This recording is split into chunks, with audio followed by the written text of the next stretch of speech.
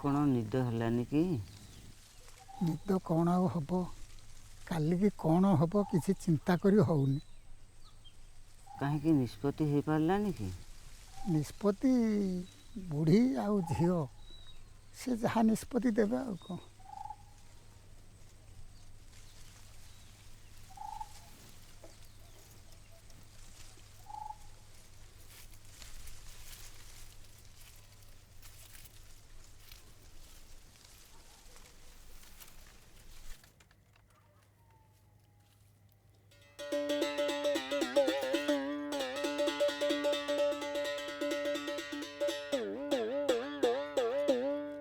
बखाणी महिमा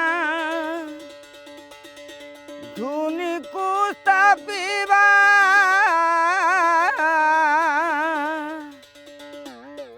श्रीमुखरे आज्ञा देले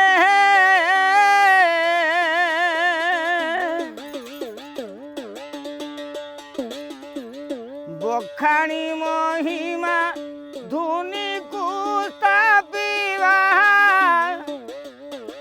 श्रीमुखरे आज्ञा देले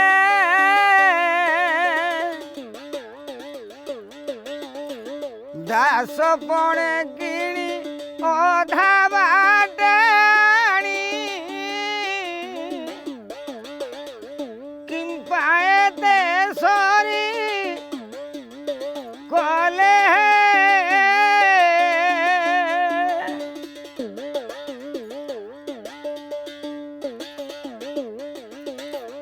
नाही मो भरोसा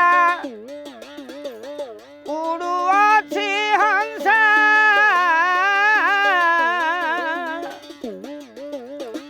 कि बुद्धि गरीबी कह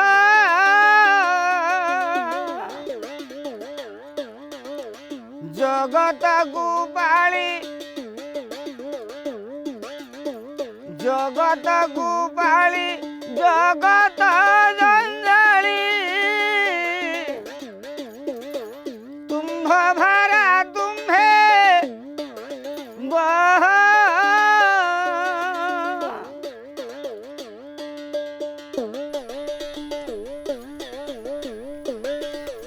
प्राणी गारत दुख प्रमित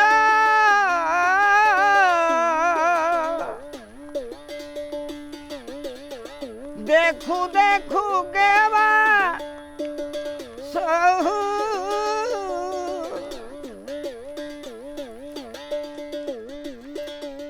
मो जीवन बझे नरके बड़ी धाऊ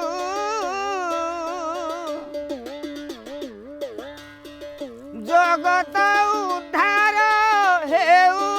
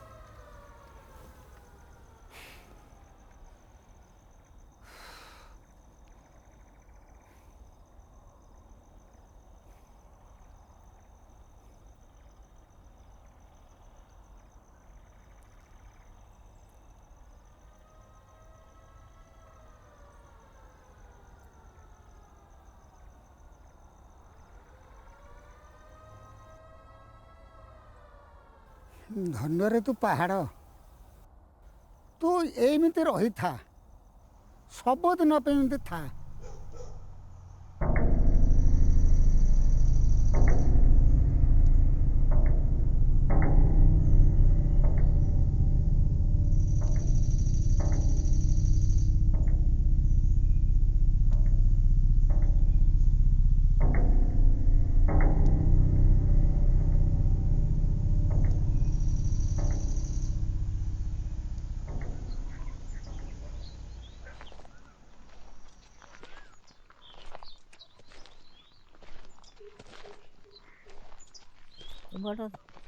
ଏତେ ବଡ଼ ଶାସ୍ତି ଦେବାକୁ ମନରେ ଥିଲା। ହେ ଭଗବାନ, କାଣି ଆମକୁ ଜନ୍ମ ଦେଇଥିଲ, ଆମକୁ ଏତେ କଷ୍ଟ କାଣି ଦେଲ? ଏଡ଼େ ବଡ଼ ବାତ୍ୟା ପବନ ହେବ ବୋଲି ଆମେ ବି ଜାଣିନଥିଲୁ। ଭଗବାନ କେମିତି ଏତେ କଷ୍ଟ କାହିଁକି ଆମକୁ ଦେଲ? ଆମେ ଏ କଷ୍ଟ ଭୋଗିକିରି ଗଲୁ, ଆମ ପିଲାମାନେ କେଉଁ ଭଳିଆ ମଣିଷ ହେବ ସେତିକି ଦେଖ। ହେ ପ୍ରଭୁ, ତମର ଦୟା, ତମର ମାୟା, ବସୁମାତା, ହେ ପ୍ରଭୁ ଗଙ୍ଗା ଦେବୀ, କାହିଁକି ଏମିତି କଲ? ଆମକୁ କାଣି ମଣିଷ ଜନ୍ମ ଦେଲ? ତମ ଭଳିଆ ପଶୁ ଜନ୍ମ ଦେଇଥିଲେ ହେଲେ ଆମେ ଏଭଳିଆ ହେଇଛୁ।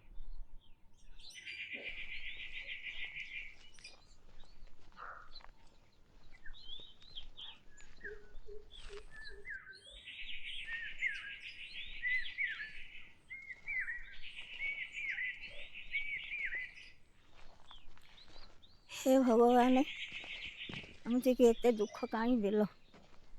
ଆହୁରି ତମର ମନକୁ ଅଣ୍ଟିନି ଯେ ଆହୁରି ବାତ୍ୟା ଝଡ଼ ପବନ କରିବ ବୋଲି ତମର ମନରେ ଅଛି। ଆମକୁ ମାରିବ, ଆମକୁ ମାରିଦିଅ, ଆମ ପିଲାମାନଙ୍କୁ ବଞ୍ଚେଇ ଦିଅ। ହେ ପ୍ରଭୁ, ଆଉ କ'ଣ କହିବି? ଆଉ ଏତେ ଶାସ୍ତି ଆମକୁ ଦେବ?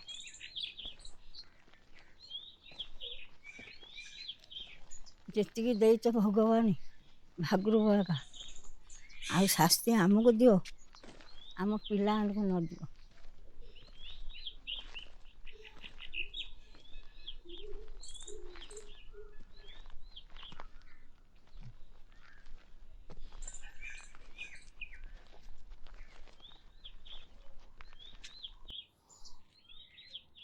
ଆମ ପଛେ ପଛେ ବି ଆସନା ଆଉ ଝଡ଼ ପବନ। ଝଡ଼ ଆମ ପଛେ ପଛେ ଆଇକିରି ଆମକୁ ଆଉ ମାର ନେଇ। ଯାହା ଯେତିକି ଦେଇଛ ସେଥିରେ ଶାନ୍ତି ହିଅ, ଶାନ୍ତିରେ ରୁହ, ଆମକୁ ଆଉ ଏତେ କଷ୍ଟ ଦିଅନି।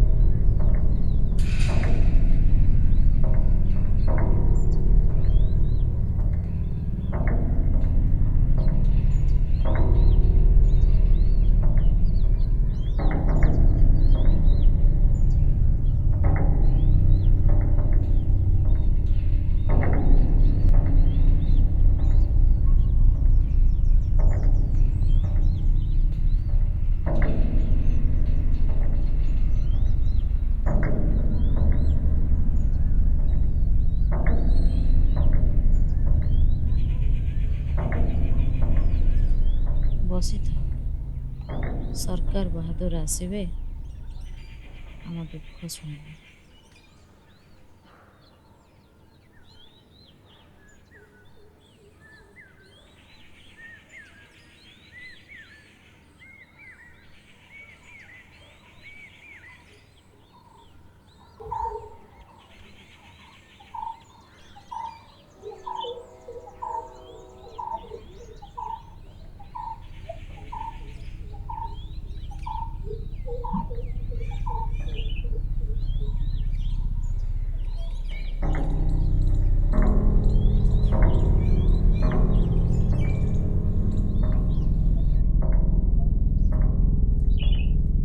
ମୋର ତ ପାଣି ଶୁଖିଗଲା।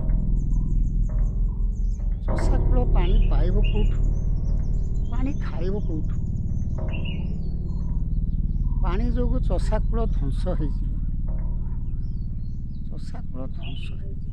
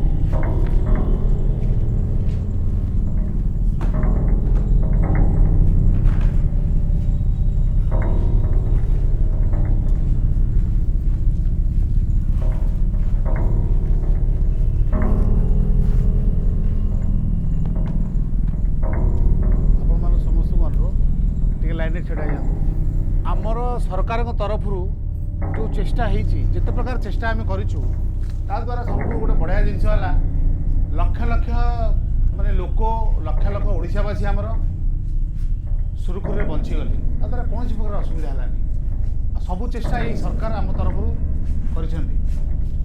भल लगे एक्चुअली ये आम गर्व भी अनुभव करूँ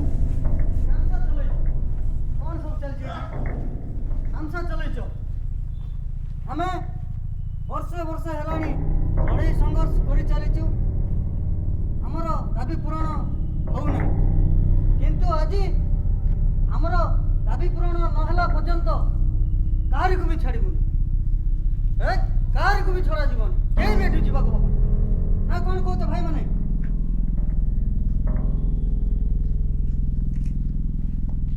ए बसध्या जहा सईची के सई ए गंगा माता जहा करूची सी अनेले डुबिला सी अनेले रख एबे तुम कौन करत एबे कौन करत जहा सरकार दउची हमको दउनी आम पिला बुढ़ा बुढ़ी भोक उपास गांडी अना नहीं पेटू काट किछ दे पारु सब रास्ता घरुच सरपंच को डाकुच सब सभा न्याय करी जाके पकट गरम करके नौचती आम ती कई दूना क्या पिला खाइया आमर दाबी पूर्ण करो आमर दाबी पूर्ण करो आमर दाबी पूर्ण करो अरे लोक कथा कहीं शुणुचु आम चाउल धरी आम जा चलनु कौन कहल ए दी मुठे चाउल आम भिटा माटी आम माँ को अपमानित करके आम चाउल नहीं जावा अरे ये 2 मुठा चाउल में मुझे कष्ट कर जानचु तू केतल तो सूरत केतल तो बम्बई तू कौन जानू कष्ट आमर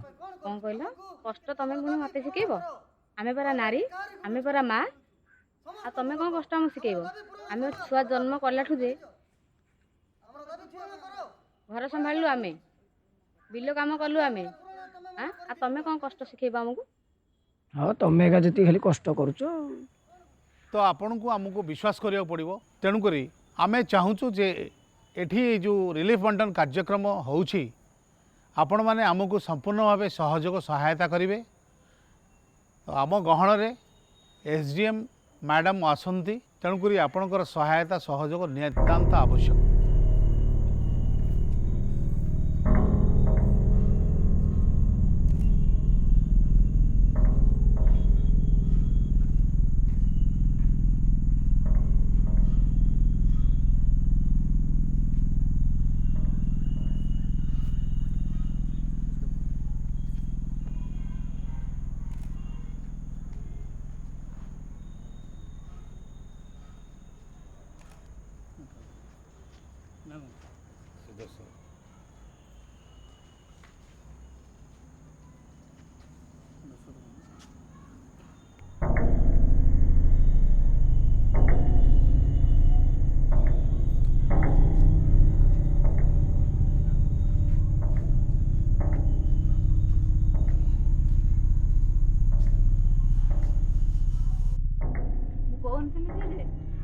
बस्ता चाउल धरी चली आसवे कहे कौन आमको उद्धार कले अरे से जो चाउल आमे तो आमर रक्त कादुओ दे तैयारिलु आउ ये जो निर्माण आश्रय गृह से सेटा तो आमे ही झाड़ दे तैयारीचु तमें पुणी आमको कौन आश्रय देल तू ठीक कहचु झियो ठीक कहचु जंगल को काटिके लूटपाट करदेले माँ वसुधा खाली हु हु होइके जलुची आमर बाली दीप आउ स्वर्ण दीप ये भी हु हु होइके जलुची बुझिपारिलु माँ मु शुणिछि दीर्घ 70,000 वर्ष तलर कथा बुझिपारिलु खाली निया वर्षा होउथि आज भी से भलिया वसुधा माँ खाली हु हु होइके जलुची वसुधा माँ को शांति करने को बात्या आसुची नहले माँ आमे विश्व ब्रह्मांड रे केही हेले रहिबानी बुझिपारलु पूर्व पुषु गछ लगे से तो गछ पतर काटिकी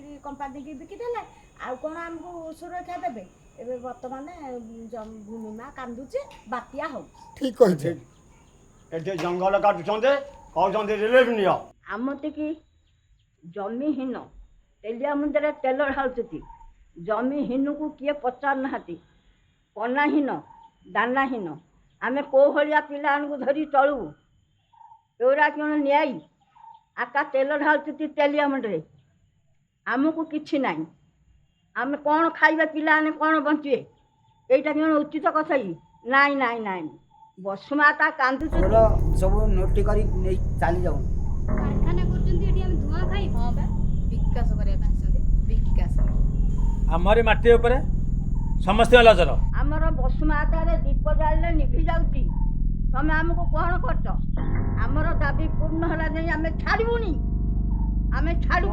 मैडम आप मत छाड़ू एमान को हाजत भितर पूरे देले एमाने पूरा ठीक ठाक हो जिवे तुमे एमती किछि भी करबनी से जहाँ भी कहला ठीक कहला तुम बड़े ऑफिसर्स को जोगु आज देशर एमती सिचुएशन अच्छी आ मु भाबुची गाँ लोक मान डिमांड्स भी ठीक है मैडम ए गाँ लोक मैंने जमीर वैल्यू जानी ना केवल मैंने ये बाउंश गछ लगे छड़ा किसी जानते ये मैडम बहुत भल प्रोजेक्ट हो पार आमर सीनियर ऑफिसर टू नहीं नेता मंत्री समस्ते चाहते ये गोटे भल प्रोजेक्ट हो किंतु ये गाँ लोक मैंने बुझीपारे मैडम जदि मुझे 2-3टा लाश गड़ेदेवी ताहले मत गोटे भल पुरस्कार मिले एमाने ही माओवादी माओवादी हाँ मैडम एमाने ही माओवादी तुम्हें केमती जानल कि से माओवादी किछि एविडेंस अछि मैडम यही भाया लोक ही तो माओवादी होती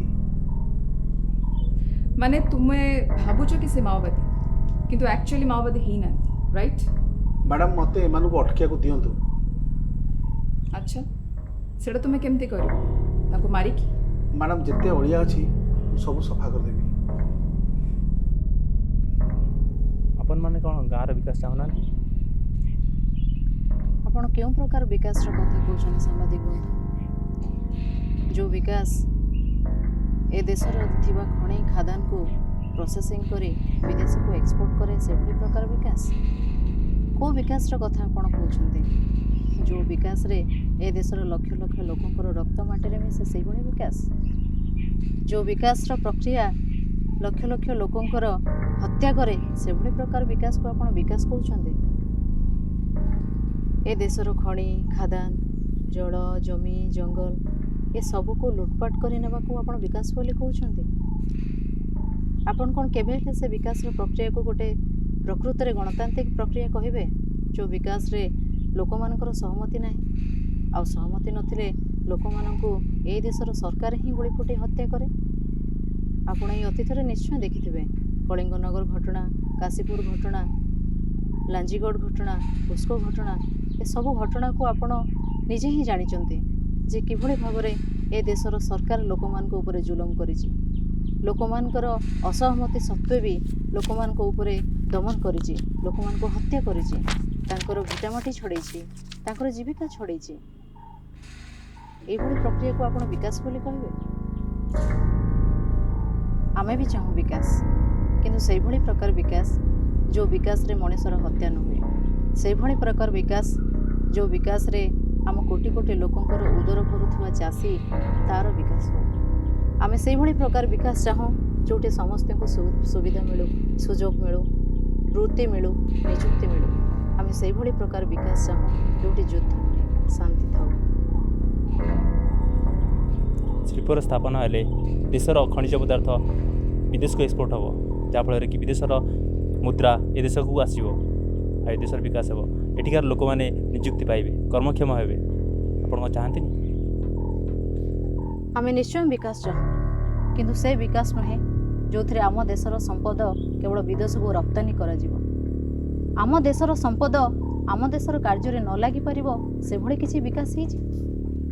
କାହିଁକି ଆମ ଦେଶରେ ଅନେକ ପ୍ରକାର ଶିଳ୍ପ ଥିଲା, କୁଟୀର ଶିଳ୍ପ, ଯାହାର ହତ୍ୟା କରାଯାଇଛି? ଆପଣ କେବେ ବୁଝିବା ପାଇଁ ଚେଷ୍ଟା କରିଛନ୍ତି? ଆମେ ଏଠି ଝୋଟ ଉତ୍ପାଦନ କରୁ, କିନ୍ତୁ ଆମର କାହିଁକି ଲୁଗା କାରଖାନା ନାହିଁ? ଆପଣ କେବେ ବୁଝିବାକୁ ଚେଷ୍ଟା କରିଛନ୍ତି? ଆମ ପାହାଡ଼ରୁ ଖଣିଜ ଦ୍ରବ୍ୟ ବାହାରେ, କିନ୍ତୁ ଆମେ କାହିଁକି ତାକୁ ବିଦେଶକୁ ପଠାଉ? ଆପଣ କେବେ ବୁଝିବାକୁ ଚେଷ୍ଟା କରିଛନ୍ତି ଯେ ଆମ ଦେଶରେ ନଡ଼ିଆ ଉତ୍ପାଦନ ହୁଏ, କିନ୍ତୁ ସେ ଶିଳ୍ପ କାହାର? ସରକାରର, ଲୋକମାନଙ୍କର। କିନ୍ତୁ ଯେଉଁ ସବୁ ଶିଳ୍ପ ବି ଥିଲା, ଯାହା ଲୋକମାନଙ୍କର ଥିଲା, ଲୋକମାନଙ୍କର ସ୍ୱାର୍ଥ ପାଇଁ ଥିଲା, ଦେଶର ସମ୍ପତ୍ତି ହେଇଥିଲା, କିନ୍ତୁ ତାହା ଆଜି କାହାକୁ ଦିଆଯାଉଛି? ସବୁ ପ୍ରାଇଭେଟ୍ କମ୍ପାନୀମାନଙ୍କୁ ତାକୁ ଟେକି ଦିଆଯାଉଛି। କାହା ସ୍ୱାର୍ଥରେ? ଲୋକମାନଙ୍କ ସ୍ୱାର୍ଥରେ। ସରକାରୀ ଶିଳ୍ପ କାହିଁକି ବନ୍ଦ ହେଉଛି ଆପଣ କହିପାରିବେ? ଏ ଦେଶର କୁଟୀର ଶିଳ୍ପକୁ କାହିଁକି ବନ୍ଦ କରିଦିଆଯାଉଛି ଆପଣ କହିପାରିବେ?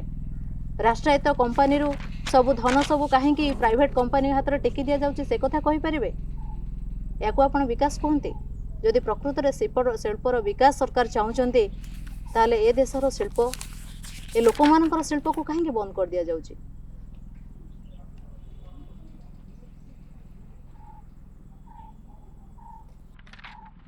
ଏ ଦେଶର ଶିଳ୍ପ ବାହାରକୁ ଏକ୍ସପୋର୍ଟ ହେଲେ, ଫରେନ୍ ଏକ୍ସପୋର୍ଟ ହେଲେ, ଫରେନ୍ ଅଧିକ ମୂଲ୍ୟରେ ଏହାକୁ କ୍ରୟ କରିଥାଏ, ଯାହାଫଳରେ କି ଦେଶର ଶୀଘ୍ର ବିକଶିତ ହୁଏ। ବିଦେଶ ମୁଦ୍ରା ଆସିଲେ ଦେଶର ବିକାଶ ଶୀଘ୍ର ହେବ, ଦ୍ରୁତ ଗତିରେ ବିକଶିତ ହେବ। ଆପଣ ବାରମ୍ବାର ସେ ଶିଳ୍ପର ବିକାଶର କଥା କୁହନ୍ତୁ ନାହିଁ, ଆପଣ ବାରମ୍ବାର ସେ କମ୍ପାନୀ ସପକ୍ଷରେ କୁହନ୍ତୁ ନାହିଁ। ଆମେ ବି ଜାଣୁ ଯଦି ପ୍ରକୃତରେ ଶିଳ୍ପ ହୁଏ, ତାହେଲେ ବିକାଶ କେବଳ ଶିଳ୍ପପତିର ହିଁ ହେବ, ବିକାଶ କେବଳ କାରଖାନା ମାଲିକର ହିଁ ହେବ, ବିକାଶ ସରକାରର ପାଣ୍ଠିରେ ହିଁ ହେବ, ବିକାଶ ସେମାନଙ୍କୁ ଆମମାନଙ୍କର ଜଳ ଜମି ଜଙ୍ଗଲ ଖଣି ସବୁକିଛି ଯୋଗାଇ ଦେଉଥିବା ସରକାରର ହିଁ ହେବ, ସରକାରୀ ଚାମଚାମାନଙ୍କର ହିଁ ହେବ। କିନ୍ତୁ ଆମର ବିକାଶ ହେବନି। ଜଙ୍ଗଲଟା ତ କେବଳ ଆମର ନୁହେଁ, ତମର ନୁହେଁ, ଜଙ୍ଗଲଟା ଆଗାମୀ ପିଢ଼ି ପର୍ଯ୍ୟନ୍ତ ସମସ୍ତଙ୍କର। ଆଗାମୀ ଦାୟିତ୍ୱକୁ ଆମେ କି ଉତ୍ତର ଦେବୁ ଯଦି ଏ ଜଳ ଜମି ଜଙ୍ଗଲ ପାହାଡ଼ ପର୍ବତ ସବୁକିଛି ଆମେ ଆଜି ହିଁ ଶେଷ କରିଦେବୁ? ଆଗାମୀ ପିଢ଼ି ପାଇଁ ଆମେ କି ଉତ୍ତର ରଖିଯିବୁ? ଆଉ ଏ ପରିବେଶଟା ତ କେବଳ ଆମେ ବଞ୍ଚୁନେ, ଏ ପରିବେଶରେ ଆହୁରି ଅନେକ ପଶୁପକ୍ଷୀ ବଞ୍ଚୁଛନ୍ତି, ଆଉ ଆମେ ଏ ପରିବେଶକୁ ଧ୍ୱଂସ କରି ସେମାନଙ୍କର ଜୀବନକୁ କାହିଁକି ବିପନ୍ନ କରୁଛେ? ୟାକୁ ଆମେ ବିକାଶ କହିବା? ସେମାନଙ୍କର ବି ତ ବଞ୍ଚିବାର ଅଧିକାର ଅଛି। ଚାଷ ଅଛି ବୋଲି ତ ଆପଣ ଖାଇକି ଆସି ଏଠି ମୋତେ ପ୍ରଶ୍ନ ପଚାରି ପାରୁଛନ୍ତି। ଚାଉଳ କୌଣସି କାରଖାନାରୁ ଉତ୍ପାଦିତ ହେବ ନାହିଁ। ଚାଉଳ ସେଇ ଚାଷୀ ହିଁ କରିବ, ଏଇ ମାଟିରୁ ହିଁ ତିଆରି ହେବ, ଯାହାକୁ ଖାଇ ଆମେ ସମସ୍ତେ ବିକାଶର ନାରା ଦେଉଥିବାରେ ଲାଗିଥିବା। ଆପଣଙ୍କ ମୌଳିକ ଭୁକ୍ତି ଖାଦ୍ୟ, ସ୍ଥାନ, ବାସଗୃହ ଆପଣଙ୍କୁ ସ୍ଥାନାନ୍ତରିତ କରି ଦିଆଯିବ ଉପଯୁକ୍ତ ରୂପେ, ଉପଯୁକ୍ତ ମୂଲ୍ୟରେ। ତେବେ କ'ଣ ଆପଣ ଚାହିଁବେନି ବିକାଶ ହେଉ? ତା ସହିତ ଆପଣଙ୍କୁ ଆଗାମୀ ପିଢ଼ିକୁ ନିଯୁକ୍ତି ମିଳିବ, ଉପଯୁକ୍ତ ଶିକ୍ଷା ମିଳିବ, ସ୍ୱାସ୍ଥ୍ୟର ଡେଭଲପମେଣ୍ଟ ହେବ। ଆପଣ ଚାହାନ୍ତିନି ଏସବୁ ହେଉ? ଆମେ ନିଶ୍ଚୟ ଚାହୁଁ, ଆମେ ଭଲରେ ଖାଇ ଭଲରେ ବଞ୍ଚିବା ପାଇଁ ଚାହୁଁ, କିନ୍ତୁ ଆମ ମାଟିର ବିନିମୟରେ ନୁହେଁ। ଯେଉଁ ମାଟି କେଉଁ ପିଢ଼ିରୁ ଆମକୁ ଖାଦ୍ୟ ଦେଇ ଆସୁଛି ଏବଂ ଆଗାମୀ କେତେ ଯେ ପିଢ଼ି ପର୍ଯ୍ୟନ୍ତ ଆମକୁ ବଞ୍ଚେଇ ରଖିବ ତାର ହିସାବ କେହି ଦେଇପାରିବେ ନାହିଁ। ହଁ, ଆମେ ଭଲରେ ବଞ୍ଚିବା ପାଇଁ ନିଶ୍ଚୟ ଚାହୁଁ, କିନ୍ତୁ ଆମ ପ୍ରାକୃତିକ ସମ୍ପଦର ବିନିମୟରେ ନୁହେଁ। ଆମେ ଆମର ଭୋକକୁ କେବେ ହେଲେ ଆମମାନଙ୍କ ଅଧିକାର ବଦଳରେ ଫେରାଇ ଦେଇପାରିବୁନି କାହାକୁ ବି। ତେଣୁ ନିଯୁକ୍ତିର ମିଥ୍ୟା ସ୍ୱପ୍ନ ଦେଖେଇ ଆମଠୁ ଆମର ଭିଟାମାଟି, ଆମର ଜୀବନ ଜୀବିକା, ଆମର ପ୍ରାକୃତିକ ସମ୍ପଦକୁ କେବେ ହେଲେ ଛଡ଼େଇ ନେଇଯାଇପାରିବନି। ଆପଣ କ'ଣ ସବୁବେଳେ ଏଇ ଜଙ୍ଗଲରେ ରହିବାକୁ ଚାହାନ୍ତି? ଏଇ ମାଟି ଘରେ ରହିବା ପାଇଁ ଚାହାନ୍ତି? ଆପଣ ଚାହାନ୍ତିନି ଆପଣଙ୍କ ଗ୍ରାମରେ ପକ୍କା ଘର ହେଉ, ଆପଣଙ୍କ ଗ୍ରାମକୁ ପିଚୁ ସଡ଼କ ଆସୁ, ଏଠି ଉପଯୁକ୍ତ ହସ୍ପିଟାଲ ହେଉ, ଉପଯୁକ୍ତ ଶିକ୍ଷା ଦିଆଯାଉ, ଆପଣଙ୍କ ପିଲାମାନେ ବାହାରକୁ ପାଠ ପଢ଼ିବା ପାଇଁ ଯାଆନ୍ତୁ, ଉପଯୁକ୍ତ ଶିକ୍ଷା ପାଆନ୍ତୁ, ଚାକିରି କରି ନାଁ କମାନ୍ତୁ? ଆପଣ ଚାହାନ୍ତିନି ଏସବୁ ହେଉ? ନିଶ୍ଚୟ ଆମେ ସ୍ୱାସ୍ଥ୍ୟ ସେବା ଚାହୁଁ, ଆମେ ଶିକ୍ଷା ଚାହୁଁ, ଆମେ ସମସ୍ତ ପ୍ରକାର ସୁବିଧା ସୁଯୋଗ ଚାହୁଁ ଯାହା ଗୋଟେ ସଭ୍ୟ ସମାଜରେ ମଣିଷ ଦରକାର କରେ। କିନ୍ତୁ ସେ ଦାୟିତ୍ୱ କାହାର? ଆମ ଗାଁରେ ଯଦି ସ୍ୱାସ୍ଥ୍ୟ କେନ୍ଦ୍ର ନାହିଁ, ଏଥିପାଇଁ ଦାୟୀ ସରକାର, ଏଥିପାଇଁ ଦାୟୀ ସବୁ ବର୍ଷ ଭୋଟ ମାଗିବାକୁ ଆସୁଥିବା ରାଜନେତାମାନେ। ଆମ ଗାଁରେ ଯଦି ସ୍କୁଲଟିଏ ନାହିଁ, ତାହେଲେ ଏଥିପାଇଁ ଦାୟୀ ହେଉଛନ୍ତି ସେଇମାନେ। ଆପଣ ସେମାନଙ୍କୁ ପ୍ରଶ୍ନ କରନ୍ତୁ। ସ୍ୱାଧୀନତାର ଦୀର୍ଘ 70 ବର୍ଷ ବିତିଯାଇ ଗଲା ପରେ ବି ଆମ ଗାଁରେ କାହିଁକି ସେ ସବୁ ସୁବିଧା ସୁଯୋଗ ନାହିଁ ଯାହା ଆମେମାନେ ପାଇବା ପାଇଁ ହକଦାର? ଗୋଟେ ସ୍ୱାଧୀନ ଦେଶର ପ୍ରତ୍ୟେକଟି ନାଗରିକ ପାଇବା ପାଇଁ ହକଦାର। ଖାଦ୍ୟ, ବସ୍ତ୍ର, ବାସଗୃହ, ଶିକ୍ଷା, ସ୍ୱାସ୍ଥ୍ୟ ସେବା ଏସବୁ କିଛି କାହିଁକି ଆମେ ଆଜି ପର୍ଯ୍ୟନ୍ତ ପାଇପାରି ନାହୁଁ?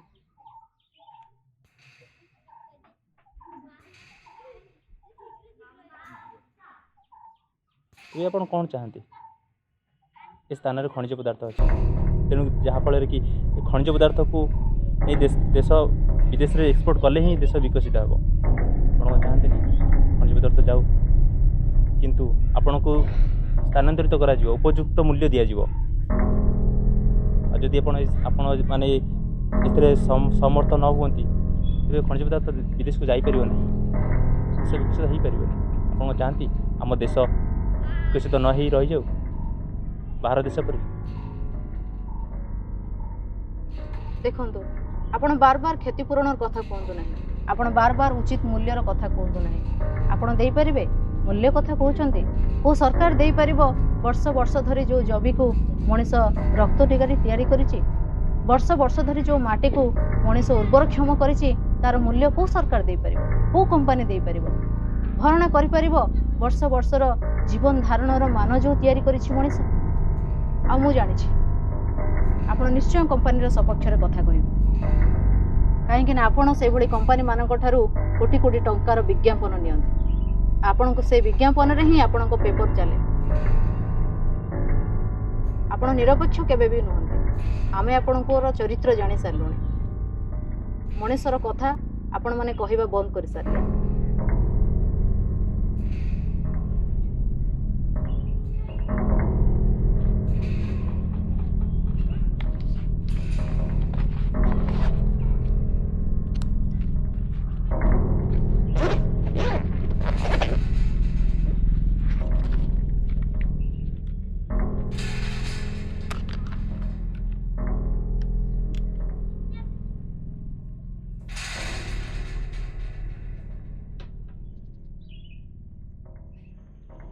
ମଉସା, ଆପଣ ତ ଜଣେ ଚାଷୀ।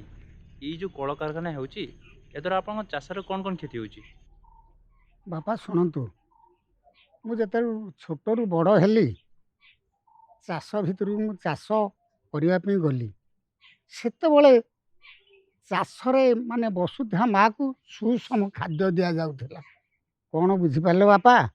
ଖତ ମୁତ ଦେଇ ଭାରି ସୌନ୍ଦର୍ଯ୍ୟରେ ଆମର ଦେଶୀ ଧାନ ଇଏ ଧଳା ବଙ୍ଗୀ ନାଣ୍ଡି ପର୍ବତ କାଳିଆ ଆଉ କଦଳିଆ ଚମ୍ପା 1242 କୁସୁମ କୁଣ୍ଡା ଏଇଗୁଡ଼ାକ ହେଉଛି ଆମର ଦେଶୀ ଧାନ। ସେ ଧାନର ଭାତ ଖାଇ ଆମେ ଭାରି ଆରାମରେ ଥିଲୁ। ଏବେ ବର୍ତ୍ତମାନ ବାପା 5-7 ବର୍ଷ ତଳୁ ଯେଉଁ ଚାଷ କରାହେଉଛି ଏଗୁଡ଼ା ଖାଲି ସାର ପିଡ଼ିଆରେ ଚାଷ କରାହେଉଛି। ଗଭର୍ଣ୍ଣମେଣ୍ଟ ବି ଦେଉଛି କ'ଣ ନା ଯେଉଁ ଇଏ ଗୁଡ଼ାକ ଦେଉଛି ବିହନ, ଇଏ ବିହନ ସେ ବିଷ ମିଶେଇକି ସେ ବିହନରେ ଆମକୁ ଦେଲା। ଦବା ଭିତରେ ସେ ବିହନ ଗୁଡ଼ା ବୁଣି ଆମେ ଖାଇ ଆମକୁ ବହୁତ ରୋଗ ବୈରାଗ ହେଲା ବାପା, ବୁଝିଲେ। ତାପରେ ଗଭର୍ଣ୍ଣମେଣ୍ଟର ବି କୌଣସି ଗୋଟେ ସଂସ୍ଥା ଆମେ ଭଲ ପାଇଲୁ ନାହିଁ। ଆମର ଓଡ଼ିଶାର ହେଉଛି ବଡ଼ ଡ୍ୟାମ୍ କେଉଁଟା ହୀରାକୁଦ, ସେଥିରୁ ବି ଆମେ ଜଳସେଚନ ଟିକେ ପାଇପାରିଲୁ ନାହିଁ। ମହାନଦୀ ଆମ ଓଡ଼ିଶାର ହେଉଛି ବଡ଼ ନଦୀ, ସେ ନଦୀର ଜଳସେଚନ ଟିକେ ଆମେ ପାଇପାରିଲୁ ନାହିଁ। ଏଣୁ କରି ଧାନ ଫସଲ ଆଉ ବାଗ ହେଇପାରୁନି ବା ଚଷାକୂଳ ଏଥିରେ ବହୁତ ହତଶାନ୍ତ ବାପା, ଆଉ ଚଷାକୂଳ ଚେଷ୍ଟି ପାରୁନାହିଁ। ତାପରେ କ'ଣ ଜାଣିଛ ବାପା, ଏଇ ଯେଉଁ ସାର ପିଡ଼ିଆ ସବୁ ଜମି ଗୁଡ଼ାକରେ ଫୋପଡ଼ା ହେଲା, ମୁଗ ଚଣା ବିରି ଏଗୁଡ଼ା ବି ଆଉ ଅମଳ ଆଉ ହେଇପାରିଲା ନାହିଁ। ଚଷାର ମୂଳ ମେନ୍ ହେଲା ଭାତ ଆଉ ଡାଲି। ଏଇ ଭାତ ଡାଲି ଖାଇକି ଯେଉଁ ଚେହେରାଟା ଆମର ଥିଲା, ବର୍ତ୍ତମାନ ଏଇ ସାର ପିଡ଼ିଆ ଖାଦ୍ୟର ଆଉ କିଛି ମୂଲ୍ୟ ନାହିଁ ବାପା। ଏଣୁ କରି ରୋଗ ବୈରାଗ ବହୁତ। ଓ ଦେଖୁଛ ତ ଏବେ ଆମ ପିଲାଦିନେ ମେଡ଼ିକାଲ ନଥିଲା, ଏବେ ଦୁନିଆ ଚାରିଆଡ଼େ ମେଡ଼ିକାଲ ଖାଲି ବ୍ୟାପିଲାଣି। ରୋଗୀ ତା ପଛେ ପଛେ ମାନେ ରୋଗୀ ବି ବ୍ୟାପି ଲାଗିଛି, ରୋଗ ବ୍ୟାପି ଲାଗିଛି ଏକପଟିଆ। ଆଉ ମେଡ଼ିକାଲରେ ବି ଜାଗା ଦେଉନି ଲୋକଙ୍କର। ସେତେବେଳେ 120 ବର୍ଷ ଆୟୁଷ ଥିଲା, ବର୍ତ୍ତମାନ କେତେ ଜାଣିଛୁ ଆଉ ବାପା, ଅଧା କଟିଗଲା। 60 ବର୍ଷଟି ଆୟୁଷ, ତା ଭିତରେ ବି ଆଉ ଲୋକ ବି ଚାଲି ଯାଉଛନ୍ତି। ଏମିତିଆ ବାପା, ଆଉ କ'ଣ କହିବି। ଚଷା କାମ ଆମର ଏଇଭଳିଆ, ଆଉ ଭଲ ନାହିଁ। ଏ ସଂସାର ବି ଭଲ ଆଉ ଚଳିବ ନାହିଁ ଲୋ ବା।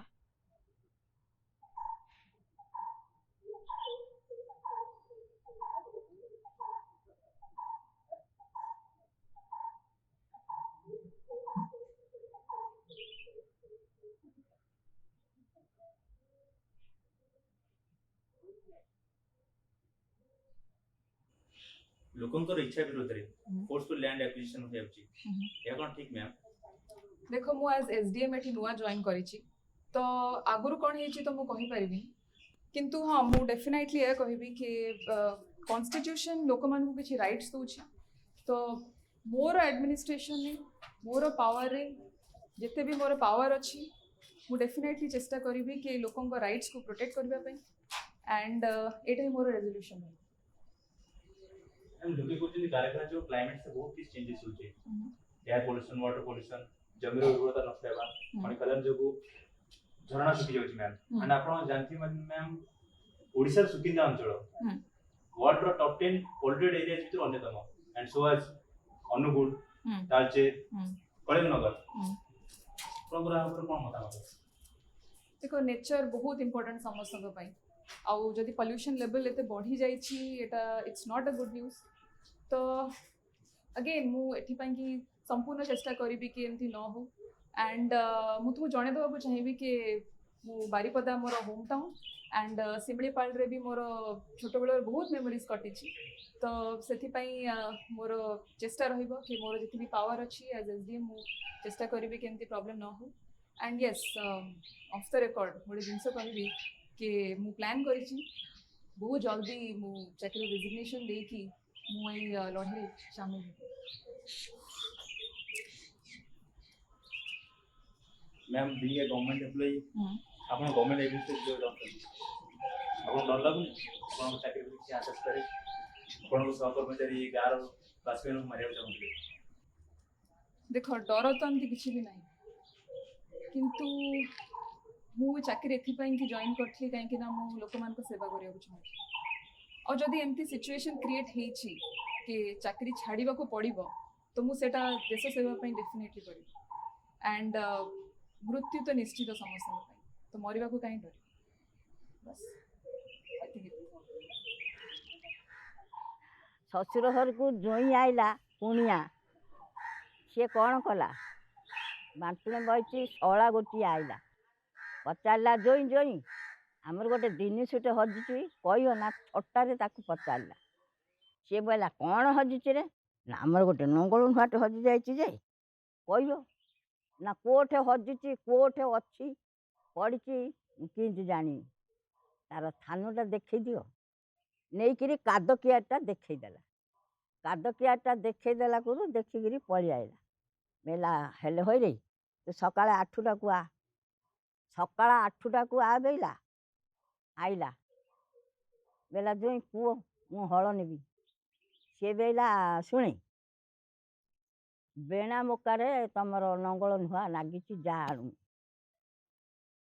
ସିଏ ଗଲା ହାରି ଆଉ ଗୋଟେ ଶଳା ନେଖା ସିଏ ଆଇଲା ମୁଢ଼ି ମୁଆଁ ଗଣ୍ଡେ ହାତରେ ଧରି ଛଟାରେ ପଚାରୁ ପଚାରୁ ମୁଢ଼ି ମୁଆଁଟା ହାତରେ ଜୋଇଁ ମୁଁ କ'ଣଟା ଧରିଛି କହିଲ ସେ ବେଲା ତୁ ମୁଢ଼ି ମୁଆଁ ଖଣ୍ଡେ ଧରିଛୁ ସତେ ମୁଢ଼ି ମୁଆଁ ଧରିଛୁ ଏଇଟା ଗାଁରେ ତା ତୁଣ୍ଡକୁ ହାଲ ହୁରି ହେଲା ଆଉ ଜଣେ ବେଲା ଆବା ସେ ଏଡ଼େ ଜ୍ୟୋତିଷ କହିଦେଉଛି ସବୁ ହଉ ମୁଁ ଯାଉଛି ଜି ରଜା ପୁଅ ମଲ୍ଲି ଫୁଲଟେ ହାତରେ ଧରି ଆଇଲା ତମ ଜୋଇଁ କୁଆଡ଼େ ଗଲା ନା ଆମ ଜୋଇଁ ଗାଧେଇ ଯାଇଛି ଆସୁ ବେଇଲା ବାଣ୍ଟୁଣି ବଇଲା ଆଇଲୁ ଗୁରୁ ସେ ପାଲଟି ପୁଲଟି ହେଲା ଆଇଲା ବାଣ୍ଟୁଣି ବଇଲା ବେଲା ଜୋଇଁ ମୁଁ ଗୋଟେ କ'ଣ ଧରିଛି କହିବ କିଏ ନା କ'ଣ କହିବି ମୁଁ ତ କାଦ ଚିପି ଚିପି ପାଇଲି ଫଳ ହାତରେ ଧରିଛି ମୁଢ଼ି ମୁଆଁ କ'ଣ କହିବି ଏବେ ତ ରଜାଙ୍କ ହାତରେ ମୁଁ ମଲ୍ଲି ବେଲା ବେଳୁ ସେ ମଲ୍ଲି ଫୁଲ ଧରିଛି ତା କଥାଟି ସତ ହେଲା ସେ ଜ୍ୟୋତିଷ ଉଡ଼ିଗଲା ଆଉ କ'ଣ କହିବି ସେତିକି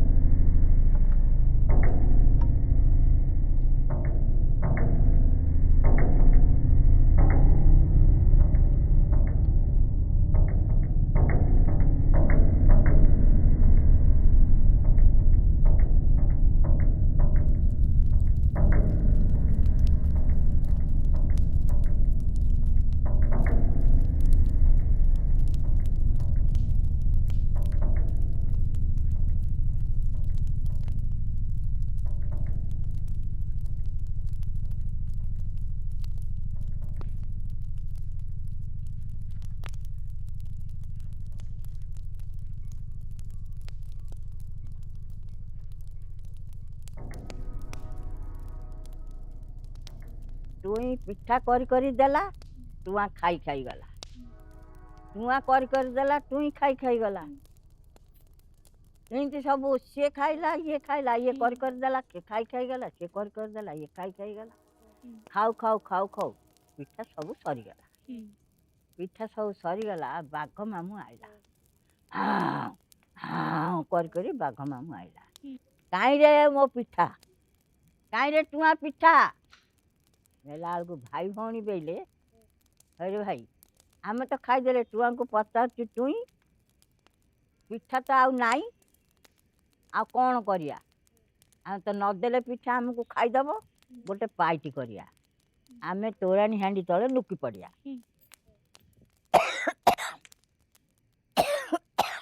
ତୋରାଣୀ ହାଣ୍ଡି ତଳେ ଲୁକି ପଡ଼ିବା। ଟୁଆଁ ବେଲା ମୋତେ ପାଡ଼ ଆଇଲା, ଟୁଇଁ ବେଲା ପାଡ଼େ ନା, ବାଘ ମାମୁଁ ଏମିତି ଖାଇଦେବ।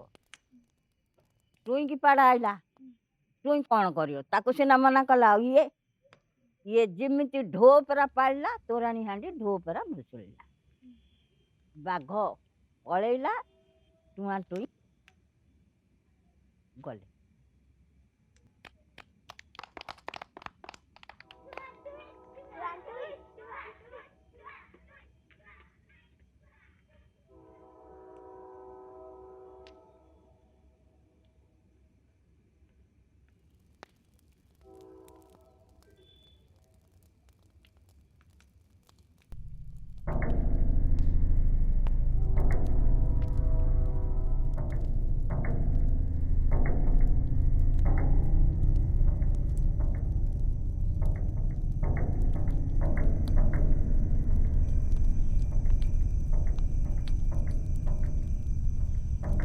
ଦୟାକରି ଆପଣମାନେ ଆମକୁ ଭୁଲ ବୁଝନ୍ତୁ ନାହିଁ। ଆମେ ଏଠି ସମସ୍ତଙ୍କୁ ସାହାଯ୍ୟ କରିବା ପାଇଁ ଆସିଛୁ। ଯାହା ବି ଅସୁବିଧା ଅଛି ଆମକୁ ଜଣାନ୍ତୁ, ଆମେ ମିଳିମିଶିକି ସମାଧାନ କରିବା। ଆମେ ସାଧାରଣ କର୍ମଚାରୀ ନୁହଁ, ଉଚ୍ଚ ଶିକ୍ଷିତ କର୍ମଚାରୀ। ଲୋକମାନଙ୍କ ସେବା କରିବା ଆମର ଧର୍ମ। ସେଥିପାଇଁ ମୁଁ ସମସ୍ତଙ୍କୁ ଅନୁରୋଧ କରିବି, ଆମ କଥା ଶୁଣନ୍ତୁ ଆଉ ଆମ ସହିତ ସହଯୋଗ କରନ୍ତୁ। କ୍ଷମା କରିବେ ମ୍ୟାଡ଼ାମ୍, ଶିକ୍ଷା କେବଳ ସରକାରୀ ଅଫିସର ଚାରିକାନ୍ଥ ଭିତରେ ଆବଦ୍ଧ ନୁହେଁ। ଏଠି ଆମମାନଙ୍କ ଭିତରେ ଅନେକ ଅଛନ୍ତି, ଯେଉଁମାନେ ଆପଣମାନଙ୍କ ପରି ସରକାରୀ ଚାକିରିଆଙ୍କ ଠାରୁ ଯଥେଷ୍ଟ ଶିକ୍ଷିତ। ତୁମେ ମୋତେ ଭୁଲ ବୁଝନି, ମୋ ଉପରେ ଭରସା କର, ମୋ ଉପରେ ବିଶ୍ୱାସ ରଖ। ମୁଁ ବି ତୁମ ଭଳି ଜଣେ ନାରୀ, ତୁମ ମନ କଥା ମୁଁ ବୁଝିପାରିବି। ନା, ଆପଣ ଆମମାନଙ୍କ ପରି ମହିଳାମାନଙ୍କ ଭିତରୁ ଜଣେ ନୁହନ୍ତି। ଆପଣ ଉଚ୍ଚ ବର୍ଗର, ଉଚ୍ଚ ଜାତିର। ହଜାର ହଜାର ବର୍ଷ ଧରି ଯେଉଁ ପୀଡ଼ା, ଯେଉଁ ଶୋଷଣ, ଯେଉଁ ଘୃଣାର ଶିକାର ଆମେ ହେଇଛୁ, ଆପଣ କ'ଣ ତାର ଉପଲବ୍ଧି କରିଛନ୍ତି?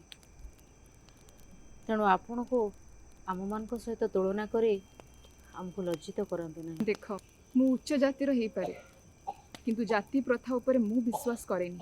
କିଛି ଫରକ ପଡ଼େ ନା ଆପଣ ସେ ବ୍ୟବସ୍ଥାରେ ବିଶ୍ୱାସ କରନ୍ତି କି ନା, କିନ୍ତୁ ସେ ବ୍ୟବସ୍ଥାର ଉଚ୍ଚତମ ସୋପାନରେ ରହି ଆପଣ ଯେଉଁ ସବୁ ସୁବିଧା ସୁଯୋଗ ହାସଲ କରିଛନ୍ତି, ଉପଭୋଗ କରିଛନ୍ତି, ତାକୁ କ'ଣ ଆପଣ ଅସ୍ୱୀକାର କରିପାରିବେ? ମୋ ଜୀବନରେ ବି ବହୁତ ସଂଘର୍ଷ ରହିଛି, ସେଟା ତୁମେ ବୁଝିପାରିବନି। ଥାଇପାରେ, କିନ୍ତୁ ଆପଣଙ୍କ ମୁହଁରେ ଟୋପେ କ୍ଷୀର ଦେବା ପାଇଁ ଆପଣଙ୍କ ମା' କ'ଣ କେବେ ଇଟା, ବାଲି, ଗୋଡ଼ି, ସିମେଣ୍ଟର ବୋଝ ବୋହିଛନ୍ତି? ଆପଣଙ୍କର ସ୍କୁଲ ଫି ଭରିବା ପାଇଁ ଆପଣଙ୍କର ବାପା କ'ଣ କେବେ ତତଲା ଖରାରେ ସିଝିଛନ୍ତି? ତେଣୁ ଆପଣଙ୍କର ସଂଘର୍ଷ ଆଉ ଆମର ସଂଘର୍ଷ ଭିତରେ ବହୁତ ଫରକ। ଦେଖନ୍ତୁ, ଆପଣଙ୍କୁ କଷ୍ଟ ଦେବା ଲାଗି ମୁଁ ଏସବୁ କହିନଥିଲି କି ମୋର ଉଦ୍ଦେଶ୍ୟ ନଥିଲା। ବେଳେବେଳେ ଏମିତି ହେଇଯାଏ ଯେମିତି ଆପଣ ଆମମାନଙ୍କର ମଙ୍ଗଳ ଚାହାନ୍ତି, କିନ୍ତୁ ଆପଣ ଯେଉଁ ବ୍ୟବସ୍ଥାରେ ଅଛନ୍ତି, ସେ ବ୍ୟବସ୍ଥାରେ ଆପଣ ଆପଣଙ୍କ ଅଜାଣତରେ ବି ଆମକୁ କଷ୍ଟ ଦିଅନ୍ତି। ନାଇଁ, ମୁଁ କେବେ ବି କାହାକୁ କଷ୍ଟ ଦେବାକୁ ଚାହିଁନି। ମୁଁ ସରକାରୀ ଚାକିରି ଏଥିପାଇଁ କଲି କାରଣ ମୁଁ ଲୋକମାନଙ୍କ ସେବା କରିବାକୁ ଚାହୁଁଥିଲି, ଆଉ ମୁଁ ଏବେ ବି ସେୟା ହିଁ ଚାହୁଁଛି। ବେଶ, ଆପଣ ଯଦି ଲୋକମାନଙ୍କର ସେବା କରିବା ପାଇଁ ସରକାରୀ ଚାକିରି କରିଛନ୍ତି ତାହେଲେ ତ ଆପଣଙ୍କୁ କିଛି କଥା ନିଶ୍ଚୟ କରିବାକୁ ହେବ। ଆପଣ ସମ୍ବିଧାନର ରକ୍ଷକ, ସମ୍ବିଧାନକୁ ସୁରକ୍ଷା ଦେବା ଆପଣଙ୍କର କର୍ତ୍ତବ୍ୟ। ଆପଣ ହେଉଛନ୍ତି ଏ ସବ୍ ଡିଭିଜନର ସବୁଠାରୁ କ୍ଷମତାଶାଳୀ ଅଫିସର। ଆପଣଙ୍କ ହାତରେ ହିଁ ସବୁ କିଛି ଅଛି। ଆପଣ ଚାହିଁଲେ ଲୋକମାନଙ୍କ ଜମି ତାଙ୍କଠୁ ଛଡ଼େଇ ନେଇପାରିବେ। ଆପଣ ହିଁ ଚାହିଁଲେ ଲୋକମାନଙ୍କୁ ତାଙ୍କ ନାଁରେ ତାଙ୍କ ଜମି ଦେଇପାରିବେ। ଆଉ ମୁଁ ଭାବୁଛି ଗତ ବର୍ଷ ଧରି ଏଇ ଯେଉଁ ଜଙ୍ଗଲ ଆମମାନଙ୍କର ଭାତହାଣ୍ଡି ହେଇ ଆସିଛି, ଆପଣ ସେ ଜଙ୍ଗଲକୁ ଲୋକମାନଙ୍କ ନାଁରେ ଟେକି ଦିଅନ୍ତୁ। ଆପଣ ସେ ଜଙ୍ଗଲକୁ ଲୋକମାନଙ୍କ ନାଁରେ ଲେଖି ଦିଅନ୍ତୁ। ଜଣେ କର୍ତ୍ତବ୍ୟନିଷ୍ଠ ଅଫିସର ଭାବରେ, ଜଣେ ଉଚ୍ଚଶିକ୍ଷିତ ଅଫିସର ଭାବରେ ଆପଣ ଏ କାମ ନିଶ୍ଚୟ ପାରିବେ। ଆପଣ ନିଷ୍ଠାର ସହ ଏ କାମ କରିପାରିବେ। ଆଉ ମୁଁ ଜାଣିଛି ଯେ ଆପଣ କୌଣସି ପ୍ରକାର ପ୍ରଲୋଭନର ଶିକାର ହେବେ ନାହିଁ। ଆପଣ କୌଣସି ପ୍ରକାର ଦୁର୍ନୀତିର ପ୍ରଭାବିତ ହେବେ ନାହିଁ। ତେଣୁ ଉଠାନ୍ତୁ ଆପଣଙ୍କର କଲମ। ଲୋକମାନଙ୍କର ସ୍ୱର, ଲୋକମାନଙ୍କର ଅଧିକାର, ଲୋକମାନଙ୍କର ଦାବି ଆପଣଙ୍କ କଲମରେ ହିଁ ସଫଳ ହେଉ।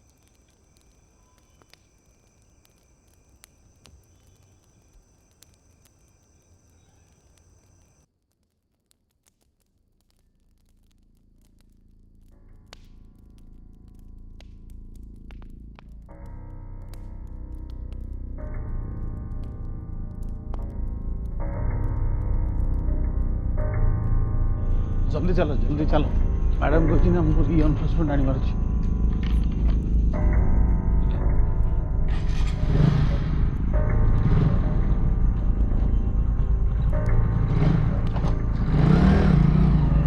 पुलिस षड्यंत्र करछि हमको मारिया पई। ଆଉ ଥରେ କଳିଙ୍ଗ ଦମନ ହବ। ରାଜ ରାସ୍ତାରେ ନିଆଁ ଲାଗିବ। ନିଆଁ ଲାଗିବ।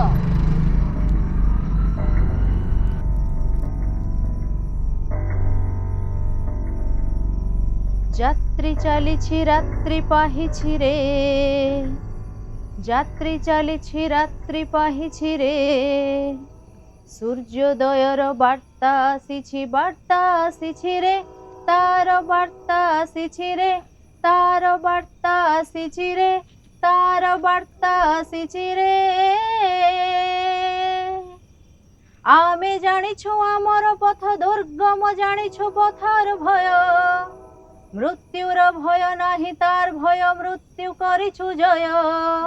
আমি জানিছু আমার পথ দুর্গম, জানিছু পথর ভয়, মৃত্যুর ভয় নাহি তার ভয়, মৃত্যু করিছু জয়।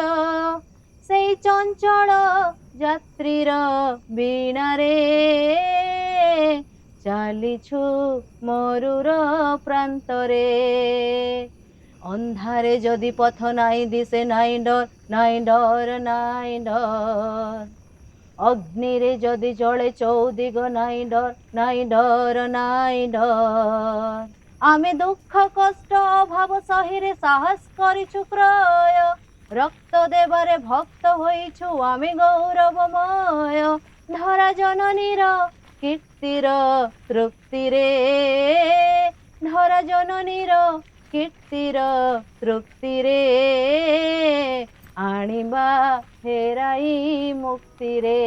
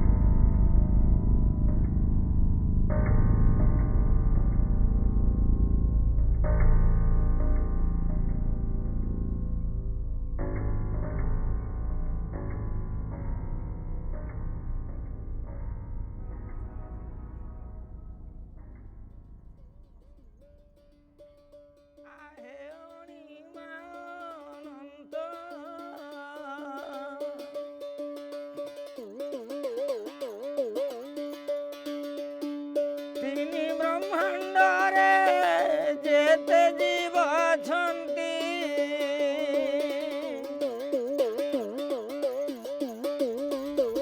ସମସ୍ତେ ତୁମ ଭଗତ ହେ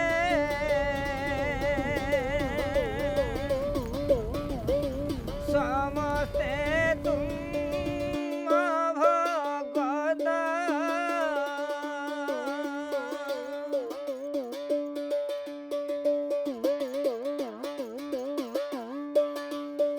ଅଗ୍ନି ଚୁଲା ପରେ ତାରଣ ଭାଣ୍ଡରେ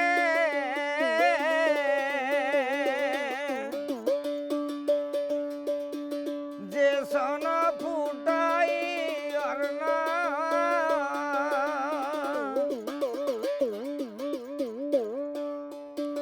ତେ ସନ ବରାୟ ହୃଦୟ ଦେହ ଥାଇ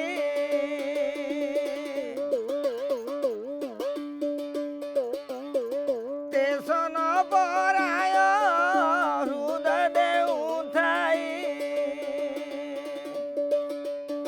পঞ্চভূত আত্মা